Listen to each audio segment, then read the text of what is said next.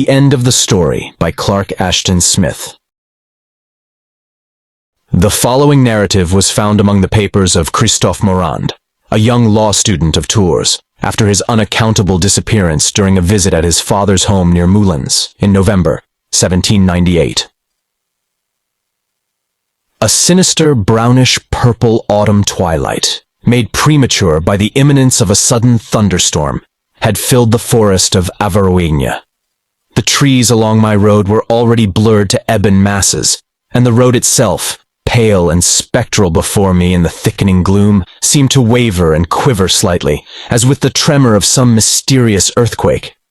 I spurred my horse, who was woefully tired with a journey begun at dawn, and had fallen hours ago to a protesting and reluctant trot, and we galloped down the darkening road between enormous oaks that seemed to lean toward us with boughs like clutching fingers as we passed.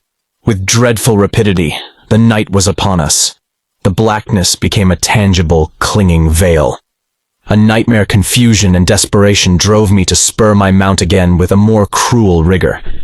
And now, as we went, the first far-off mutter of the storm mingled with the clatter of my horse's hoofs, and the first lightning flashes illumined our way, which, to my amazement, since I believed myself on the main highway through Avaroigna, had inexplicably narrowed to a well-trodden footpath. Feeling sure that I had gone astray, but not caring to retrace my steps in the teeth of darkness and the towering clouds of the tempest, I hurried on, hoping, as seemed reasonable, that a path so plainly worn would lead eventually to some house or chateau, where I could find refuge for the night. My hope was well-founded, for within a few minutes I descried a glimmering light through the forest boughs, and came suddenly to an open glade where, on a gentle eminence, a large building loomed, with several litten windows in the lower story, and a top that was well-nigh indistinguishable against the bulks of driven cloud. Doubtless a monastery, I thought, as I drew rein, and descending from my exhausted mount, lifted the heavy brazen knocker in the form of a dog's head and let it fall on the oaken door. The sound was unexpectedly loud and sonorous, with a reverberation almost sepulchral, and I shivered involuntarily, with a sense of startlement, of unwanted dismay. This, a moment later, was wholly dissipated when the door was thrown open, and a tall, ruddy-featured monk stood before me in the cheerful glow of the cressets that illumined a capacious hallway. "I bid you welcome to the Abbey of Paragon," he said, in a suave rumble, and even as he spoke, another robed and hooded figure appeared and took my horse in charge. As I murmured my thanks and acknowledgments, the storm broke and tremendous gusts of rain, accompanied by ever-nearing peals of thunder, drove with demoniac fury on the door that had closed behind me. "It is fortunate that you found us when you did," observed my host. "'Twere ill for man and beast to be abroad in such a hell brew." Divining without question that I was hungry as well as tired, he led me to the refectory, and set before me a bountiful meal of mutton, brown bread, lentils, and a strong, excellent red wine.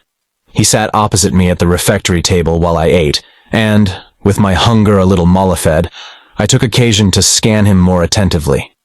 He was both tall and stoutly built, and his features, where the brow was no less broad than the powerful jaw, betokened intellect as well as a love for good living.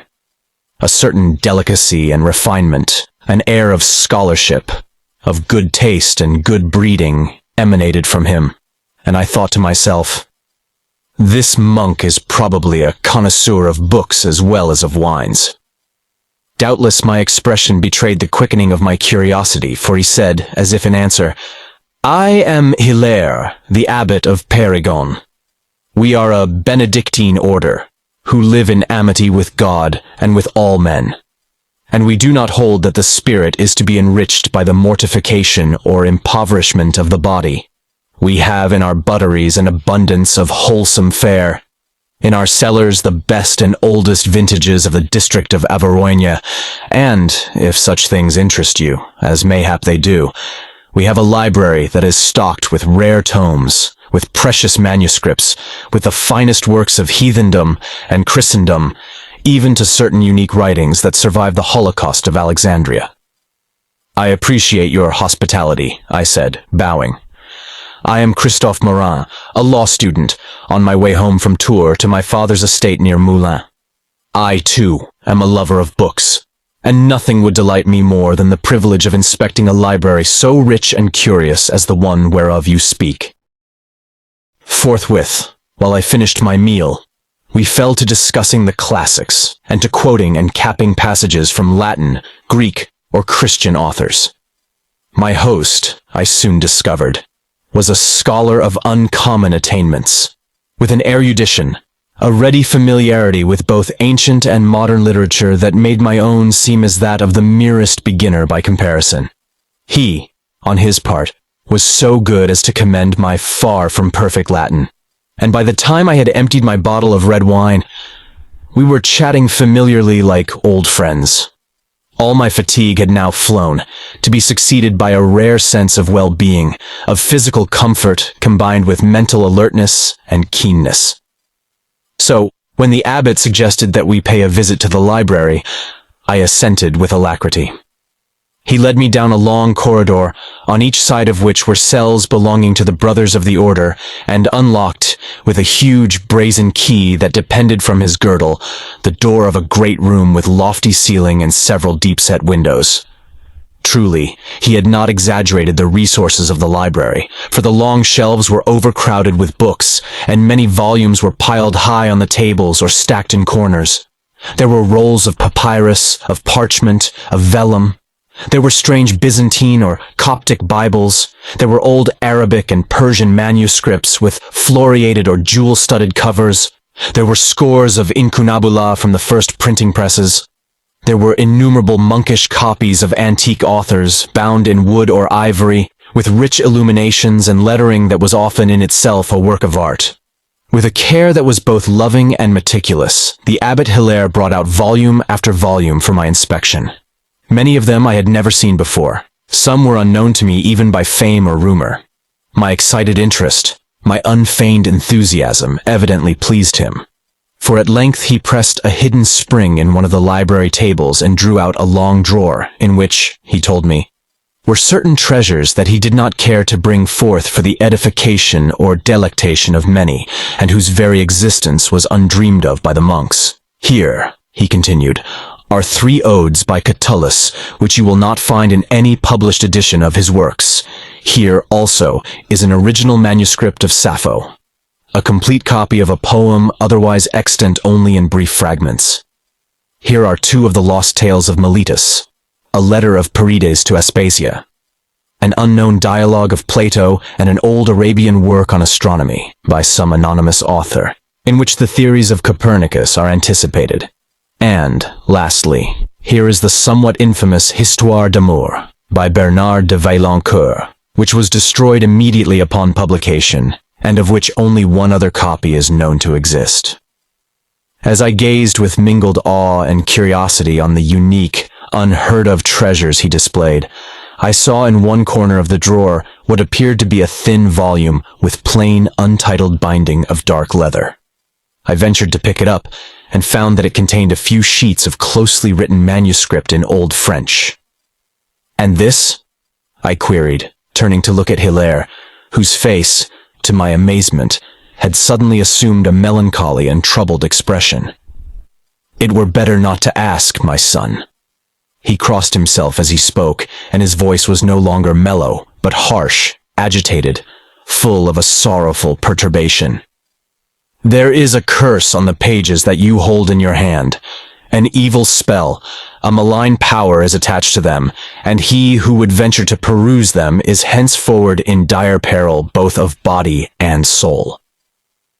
He took the little volume from me as he spoke, and returned it to the drawer, again crossing himself carefully as he did so. "But father," I dared to expostulate, "how can such things be? How can there be danger in a few written sheets of parchment?" "Christophe, there are things beyond your understanding, things that it were not well for you to know. The might of Satan is manifestable in devious modes, in diverse manners. There are other temptations than those of the world and the flesh. There are evils no less subtle than irresistible. There are hidden heresies and necromancies other than those which sorcerers practice. With what, then, are these pages concerned that such occult peril, such unholy power lurks within them? I forbid you to ask. His tone was one of great rigor, with a finality that dissuaded me from further questioning. For you, my son, he went on, the danger would be doubly great, because you are young, ardent, full of desires and curiosities. Believe me, it is better to forget that you have ever seen this manuscript. He closed the hidden drawer, and as he did so, the melancholy, troubled look was replaced by his former benignity. Now, he said, as he turned to one of the bookshelves, I will show you the copy of Ovid that was owned by the poet Petrarch. He was again the mellow scholar, the kindly, jovial host, and it was evident that the mysterious manuscript was not to be referred to again. But his odd perturbation, the dark and awful hints he had let fall, the vague terrific terms of his proscription, had all served to awaken my wildest curiosity, and though I felt the obsession to be unreasonable, I was quite unable to think of anything else for the rest of the evening. All manner of speculations, fantastic, absurd, outrageous, ludicrous, terrible, defiled through my brain as I duly admired the incunabula which Hilaire took down so tenderly from the shelves for my delectation. At last, toward midnight, he led me to my room, a room especially reserved for visitors, and with more of comfort, of actual luxury in its hangings, carpets, and deeply quilted bed than was allowable in the cells of the monks or of the abbot himself. Even when Hilaire had withdrawn, and I had proved for my satisfaction the softness of the bed allotted me, my brain still whirled with questions concerning the forbidden manuscript. Though the storm had now ceased, it was long before I fell asleep. But slumber, when it finally came, was dreamless and profound. When I awoke, a river of sunshine, clear as molten gold, was pouring through my WM-dow. The storm had wholly vanished, and no lightest tatter of cloud was visible anywhere in the pale blue October heavens. I ran to the window and peered out on a world of autumnal forest and fields all a-sparkle with the diamonds of rain. All was beautiful. All was idyllic, to a degree that could be fully appreciated only by one who had lived for a long time, as I had, within the walls of a city, with towered buildings in lieu of trees and cobbled pavements where grass should be. But, charming as it was, the foreground held my gaze only for a few moments. Then, beyond the tops of the trees, I saw a hill, not more than a mile distant, on whose summit there stood the ruins of some old chateau, the crumbling, broken-down condition of whose walls and towers was plainly visible.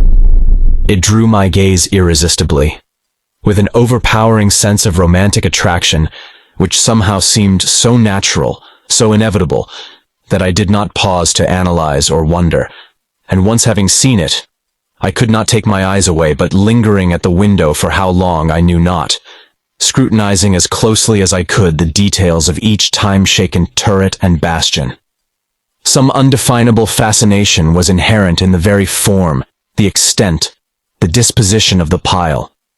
Some fascination not dissimilar to that exerted by a strain of music, by a magical combination of words and poetry, by the features of a beloved face.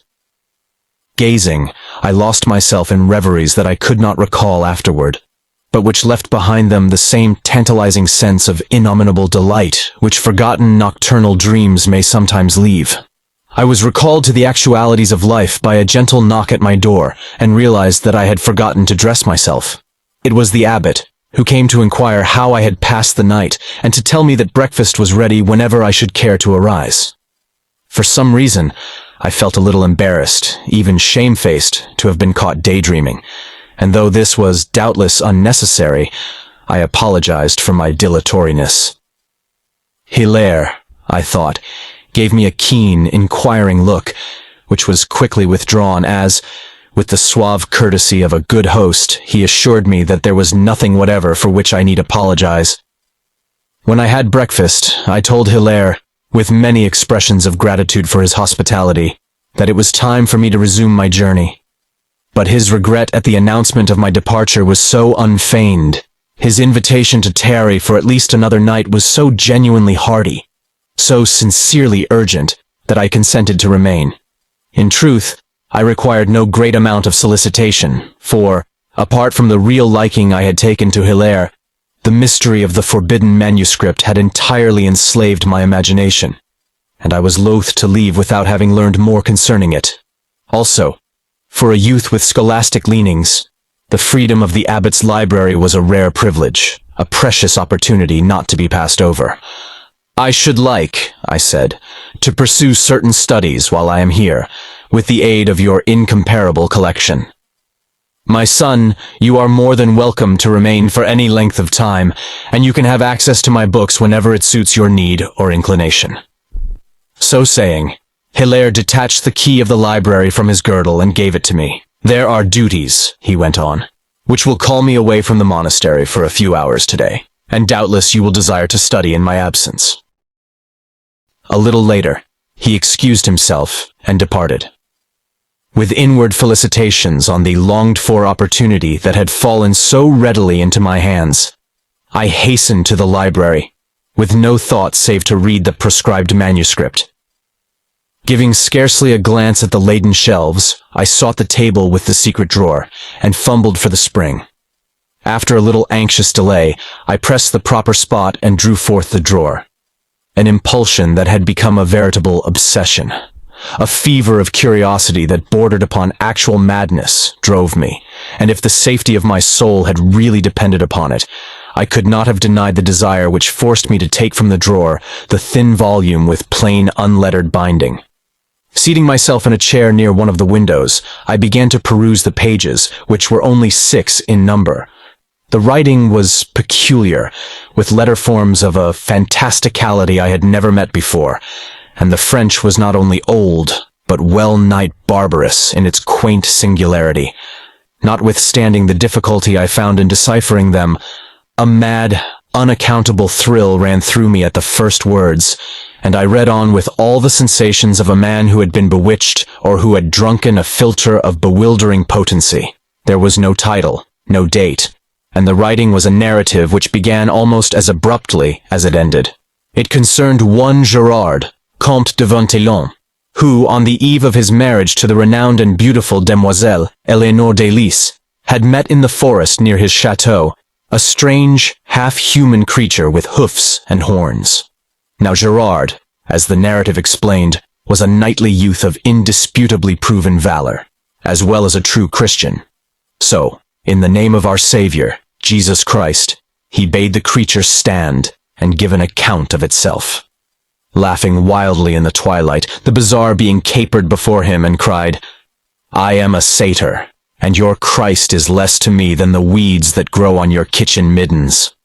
Appalled by such blasphemy, Gerard would have drawn his sword to slay the creature, but again it cried, saying, "Stay, Gerard de Ventillon, and I will tell you a secret, knowing which, you will forget the worship of Christ, and forget your beautiful bride of tomorrow, and turn your back on the world and on the very sun itself with no reluctance and no regret." Now, albeit half unwillingly, Gerard lent the satyr an ear, and it came closer and whispered to him, and that which it whispered is not known. But before it vanished amid the blackening shadows of the forest, the satyr spoke aloud once more and said, "The power of Christ has prevailed like a black frost on all the woods, the fields, the rivers, the mountains, where abode in their felicity the glad, immortal goddesses and nymphs of yore. But still, in the cryptic caverns of earth, in places far underground, like the hell your priests have fabled, there dwells the pagan loveliness, there cry the pagan ecstasies." And with the last words, the creature laughed again, its wild, unhuman laugh, and disappeared among the darkening boles of the twilight trees. From that moment, a change was upon Gerard de Ventillon. He returned to his chateau with downcast mien, speaking no cheery or kindly word to his retainers, as was his wont, but sitting or pacing always in silence, and scarcely heeding the food that was set before him. Nor did he go that evening to visit his betrothed, as he had promised, but toward midnight, when a waning moon had arisen red as from a bath of blood, he went forth clandestinely by the postern door of the chateau, and followed an old, half-obliterated trail through the woods, found his way to the ruins of the Chateau des Fausses Flammes, which stands on a hill opposite the Benedictine Abbey of Périgord. Now these ruins, said the manuscript, are very old, and have long been avoided by the people of the district. For a legendary of immemorial evil clings about them, and it is said that they are the dwelling place of foul spirits, the rendezvous of sorcerers and succubi. But Gerard, as if oblivious or fearless of their ill renown, plunged like one who is devil-driven into the shadow of the crumbling walls, and went, with the careful groping of a man who follows some given direction, to the northern end of the courtyard. There, directly between and below the two centermost windows, which, it may be, looked forth from the chamber of forgotten chatelaines, he pressed with his right foot on a flagstone differing from those about it in being of a triangular form, and the flagstone moved and tilted beneath his foot, revealing a flight of granite steps that went down into the earth. Then, lighting a taper he had brought with him, Gerard descended the steps, and the flagstone swung into place behind him.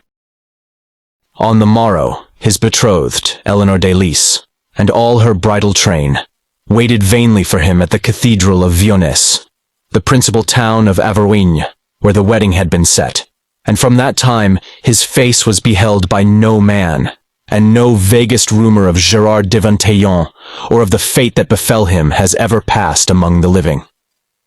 Such was the substance of the forbidden manuscript, and thus it ended.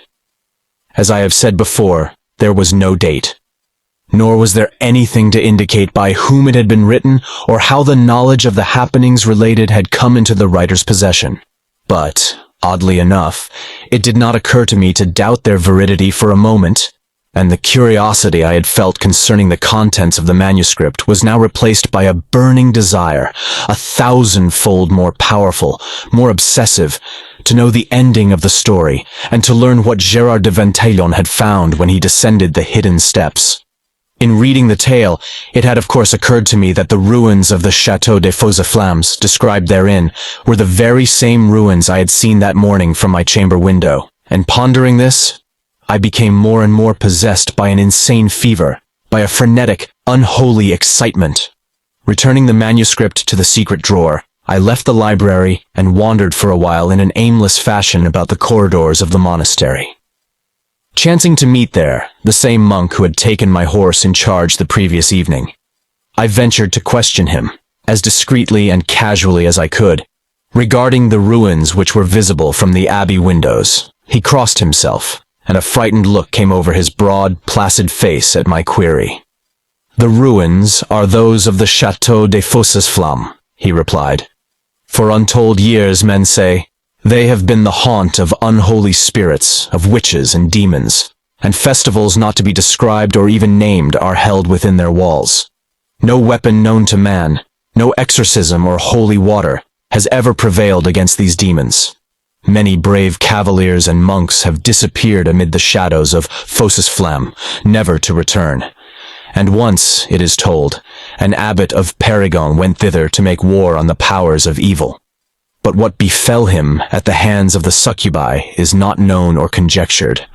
Some say that the demons are abominable hags whose bodies terminate in serpentine coils, others that they are women of more than mortal beauty, whose kisses are a diabolic delight that consumes the flesh of men with the fierceness of hellfire. As for me, I know not whether such tales are true, but I should not care to venture within the walls of Fausses Flammes." Before he had finished speaking, a resolve had sprung to life full-born in my mind.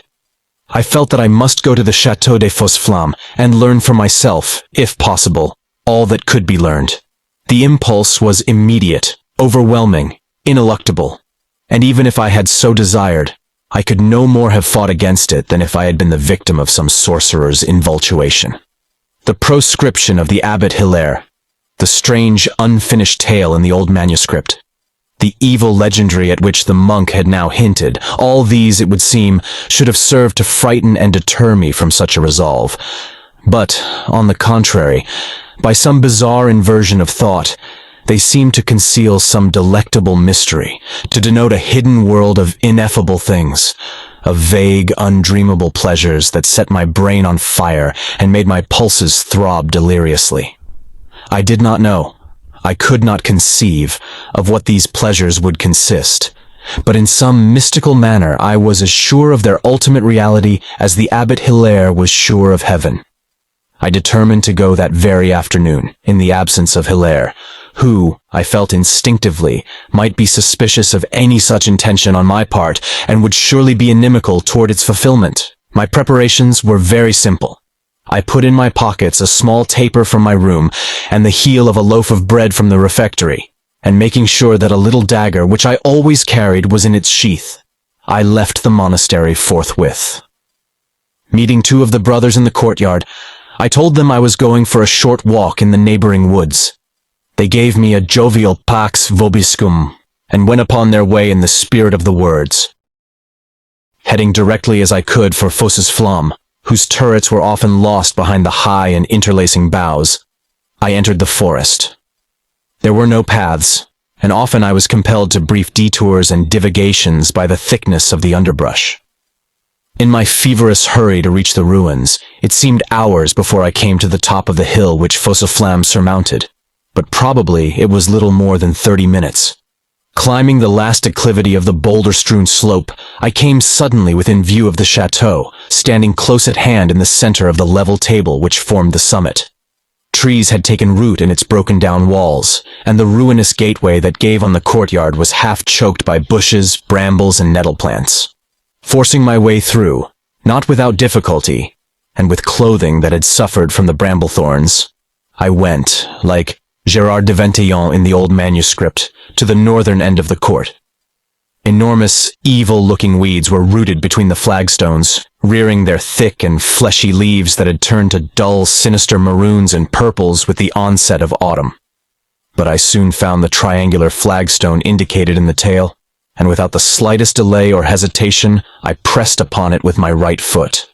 A mad shiver, a thrill of adventurous triumph that was mingled with something of trepidation, leaped through me when the great flagstone tilted easily beneath my foot, disclosing dark steps of granite, even as in the story. Now, for a moment, the vaguely hinted horrors of the monkish legends became imminently real in my imagination, and I paused before the black opening that was to engulf me, wondering if some satanic spell had not drawn me thither to perils of unknown terror and inconceivable gravity. Only for a few instants, however, did I hesitate. Then the sense of peril faded, the monkish horrors became a fantastic dream, and the charm of things unformulable, but ever closer at hand, always more readily attainable, tightened about me like the embrace of amorous arms.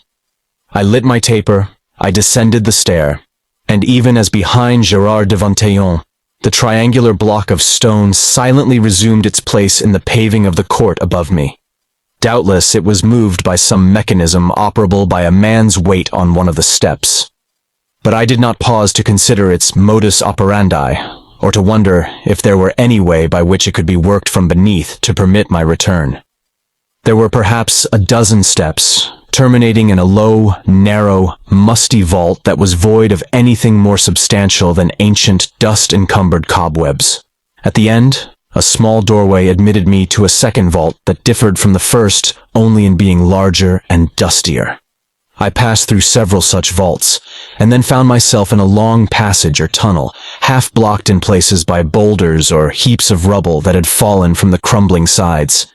It was very damp, and full of the noisome odor of stagnant waters and subterranean mold. My feet splashed more than once in little pools, and drops fell upon me from above, fetid and foul, as if they had oozed from a charnel. Beyond the wavering circle of light that my taper maintained, it seemed to me that the coils of dim and shadowy serpents slithered away in the darkness at my approach.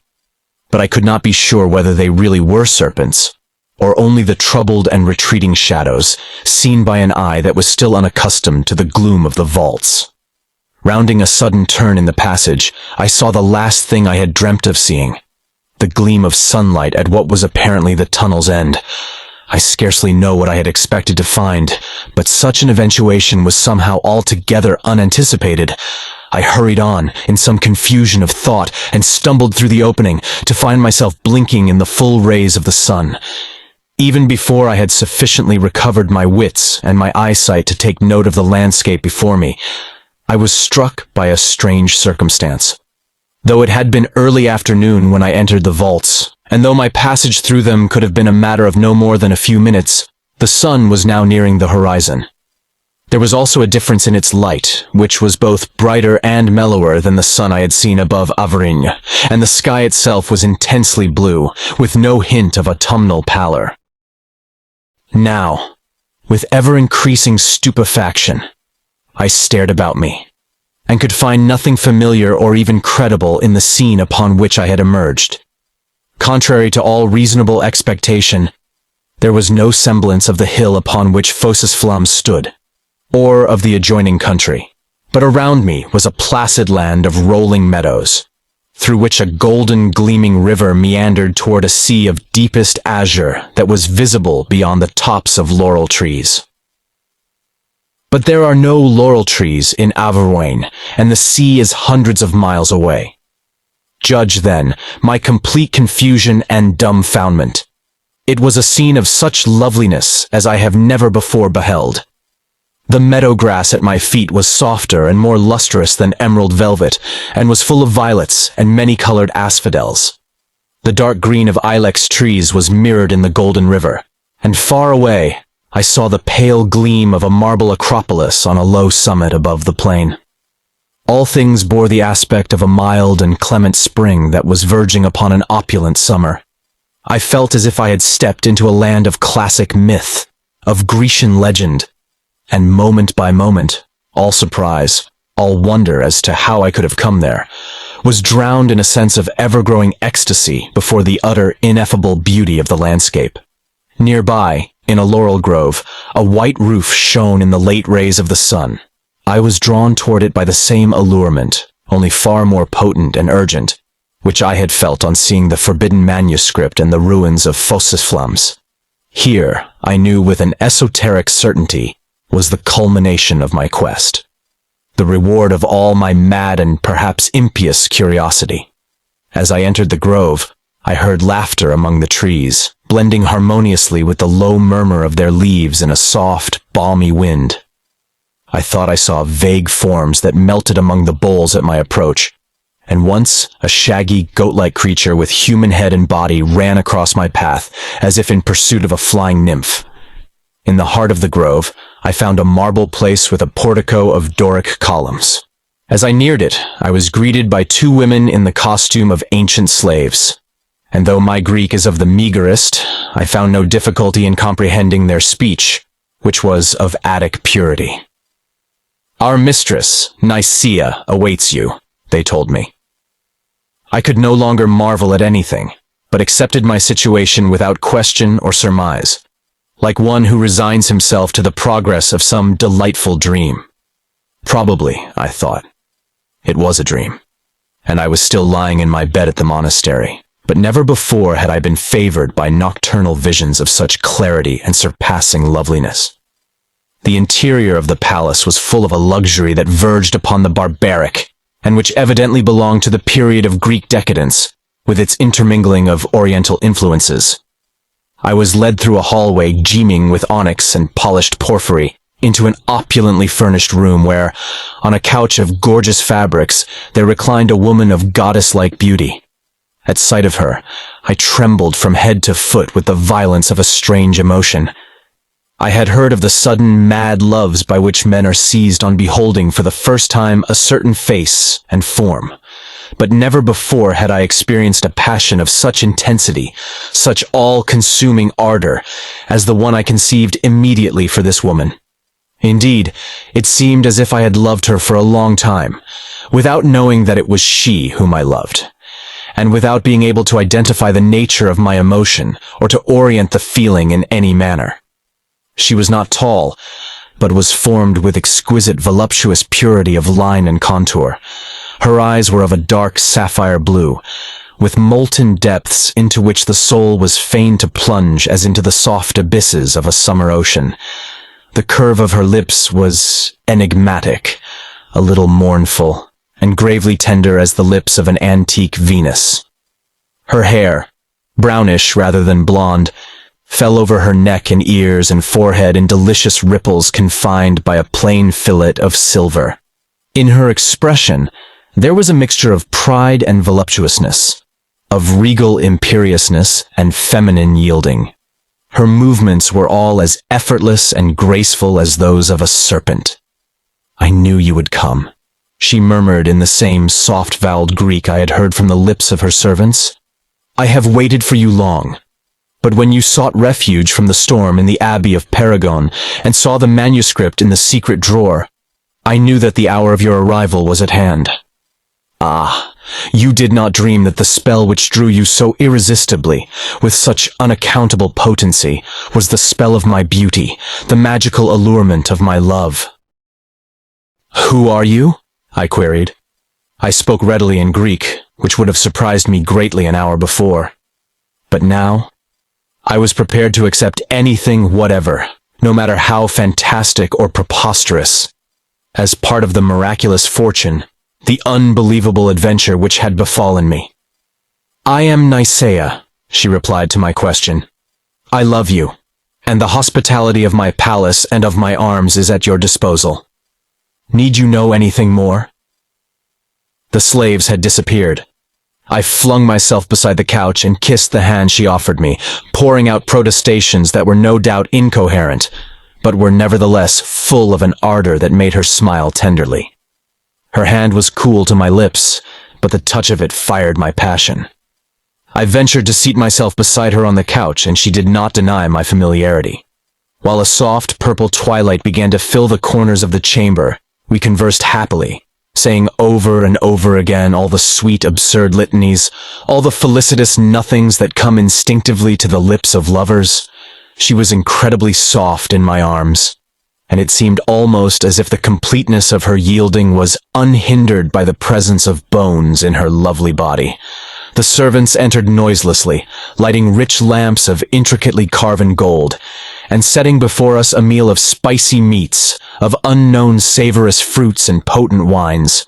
But I could eat little, and while I drank, I thirsted for the sweeter wine of Naisea's mouth.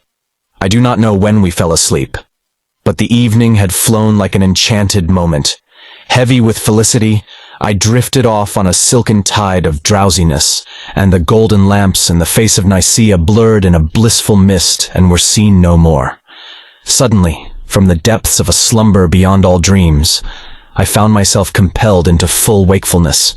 For an instant, I did not even realize where I was, still less what had aroused me. Then I heard a footfall in the open doorway of the room, and peering across the sleeping head of Nicaea, saw in the lamplight the abbot Hilaire, who had paused on the threshold. A look of absolute horror was imprinted upon his face, and as he caught sight of me, he began to gibber in Latin, in tones where something of fear was blended with fanatical abhorrence and hatred. I saw that he carried in his hands a large bottle and an aspergillus. I felt sure that the bottle was full of holy water, and of course divined the use for which it was intended. Looking at Nicaea, I saw that she too was awake, and knew that she was aware of the abbot's presence. She gave me a strange smile, in which I read an affectionate pity, mingled with the reassurance that a woman offers a frightened child. "Do not fear for me," she whispered. "Foul vampire! Accursed Lamia! She-serpent of hell!" thundered the abbot suddenly as he crossed the threshold of the room, raising the aspergillus aloft. At the same moment, Nicaea glided from the couch with an unbelievable swiftness of motion and vanished through an outer door that gave upon the forest of laurels. Her voice hovered in my ear, seeming to come from an immense distance. "Farewell for a while, Christophe, but have no fear. You shall find me again if you are brave and patient." As the words ended, the holy water from the aspergillus fell on the floor of the chamber and on the couch where Nicaea had lain beside me. There was a crash as of many thunders, and the golden lamps went out in a darkness that seemed full of falling dust, of raining fragments. I lost all consciousness, and when I recovered, I found myself lying on a heap of rubble in one of the vaults I had traversed earlier in the day. With a taper in his hand, and an expression of great solicitude, of infinite pity upon his face, Hilaire was stooping over me. Beside him lay the bottle and the dripping aspergillus. "I thank God, my son, that I found you in good time," he said. "When I returned to the abbey this evening and learned that you were gone, I surmised all that had happened. I knew you had read the accursed manuscript in my absence, and had fallen under its baleful spell, as have so many others, even to a certain Reverend Abbot, one of my predecessors. All of them, alas, beginning hundreds of years ago with Gerard de Ventaillon, have fallen victims to the Lamia who dwells in these vaults." "The Lamia?" I questioned, hardly comprehending his words. "Yes, my son. The beautiful Nicaea who lay in your arms this night is a Lamia, an ancient vampire, who maintains in these noisome vaults her palace of beatific illusions. How she came to take up her abode at Fosiflam is not known, for her coming antedates the memory of men. She is old as paganism. The Greeks knew her. She was exorcised by Apollonius of Tyana, and if you could behold her as she really is, you would see, in lieu of her voluptuous body, the folds of a foul and monstrous serpent. All those whom she loves and admits to her hospitality, she devours in the end, after she has drained them of life and vigor with the diabolic delight of her kisses. The laurel-wooded plain you saw, the ilex-bordered river, the marble palace, and all the luxury therein, were no more than a satanic delusion, a lovely bubble that rose from the dust and mold of immemorial death, of ancient corruption. They crumbled at the kiss of the holy water I brought with me when I followed you. But Nicaea, alas, has escaped, and I fear she will still survive, to build again her palace of demoniacal enchantments, to commit again and again the unspeakable abomination of her sins. Still in a sort of stupor at the ruin of my newfound happiness, at the singular revelations made by the abbot, I followed him obediently as he led the way through the vaults of Fosiflams.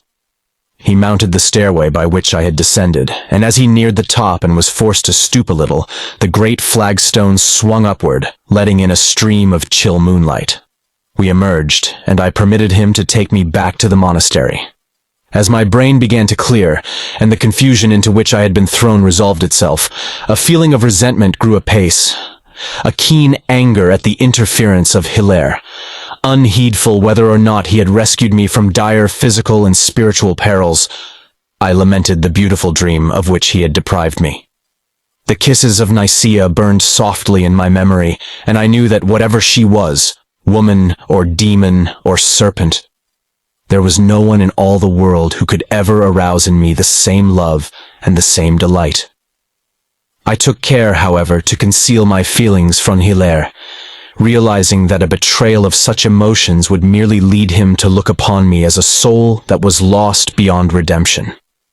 On the morrow, pleading the urgency of my return home, I departed from Paragon. Now, in the library of my father's house near Moulins, I write this account of my adventures. The memory of Nicaea is magically clear, ineffably dear as if she were still beside me, and still I see the rich draperies of a midnight chamber illumined by lamps of curiously carven gold, and still I hear the words of her farewell. "Have no fear. You shall find me again, if you are brave and patient. Soon I shall return, to visit again the ruins of the Château de Fosisflamme, and redescend into the vaults below the triangular flagstone. But, in spite of the nearness of Paragon to Fosiflamme, in spite of my esteem for the abbot, my gratitude for his hospitality, and my admiration for his incomparable library, I shall not care to revisit my friend Hilaire." Thank you for listening. If you like our recordings, consider liking this video and subscribing to our channel so you don't miss any more audiobooks.